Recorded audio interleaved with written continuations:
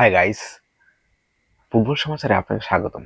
চলুন কথা বলা যাক লা লিগার চতুর্থ রাউন্ডের বার্সেলোনা ভার্সাস ভ্যালেন্সিয়ার ম্যাচ নিয়ে, যেখানে বার্সেলোনা ভ্যালেন্সিয়াকে 4-0 গোলে হারায়। আন্তর্জাতিক বিরতির পর বার্সেলোনা কেমন খেলে সেটাই ছিল দেখার বিষয়, কারণ একাদশে 6টি পরিবর্তন নিয়ে ওই দিন মাঠে নামে বার্সেলোনা। আর এই সুযোগটাকে খুব দারুণভাবে কাজে লাগিয়েছে মার্কাস রাশফোর্ড, মার্কেস এদু, ফার্মিন লোপেস, জেরার্ড মার্টিন এবং রনি বার্জিরা। 29 মিনিটে ফেরান তোরেসের আলতো টাচে বাড়ানো ফলে ফার্মিন লোপেজ দুর্দান্ত একটি গোল করলে 1-0 গোলে লিড নিয়ে বিরতিতে যায় বার্সেলোনা। দ্বিতীয়ার্ধের শুরুতেই হান্সি ফ্লিক একাদশে একটি পরিবর্তন আনেন। রনি বার্জির পরিবর্তে মাঠে নামান রাফিনিয়াকে। আক্রমণেও জোরালো হতে থাকে বার্সেলোনার।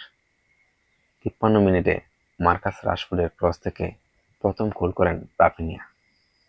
ম্যাচের সবচেয়ে সুন্দর এবং দৃষ্টিনন্দন গোলটি আসে 56 মিনিটে মার্ক কেসেদোর বাড়ানো বলে ডি বক্সের বাইরে থেকে ফার্মিন লোপেজ বাঁ পায়ে একটি দুর্দান্ত গোল করে বসেন, যে গোলটি ছিল দেখার মতো। আবারও গোল করে বসেন ব্রাজিলিয়ান তারকা রাফিনিয়া 64 মিনিটে। এরপর চলে লিয়ান্ড্রো বস্কির শো। ফেরান তোরেসের পরিবর্তে মাঠে নেমে 76 এবং 86 মিনিটে দুটি গোল করেন এই পুলিশ টাইগার। এই ম্যাচে মার্ক ভানালু খুব দুর্দান্ত খেলেন। রবার্ট লেয়ান্ডোভস্কির দ্বিতীয় গোলে এই মার্ক ভার্নাল সহায়তা করেন, যে 1 বছর পর মাঠে ফিরে এসিএল ইনজুরি থেকে। বার্সেলোনা ভার্সাস ভ্যালেন্সিয়ার ম্যাচে কোন মুহূর্তটি আপনার সবচেয়ে বেশি ভালো লেগেছে?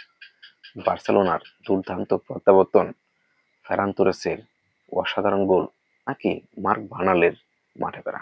আপনি জানাতে পারেন কমেন্ট বক্সে। আমি আছি আপনার সাথে ফুটবল সমাচারে।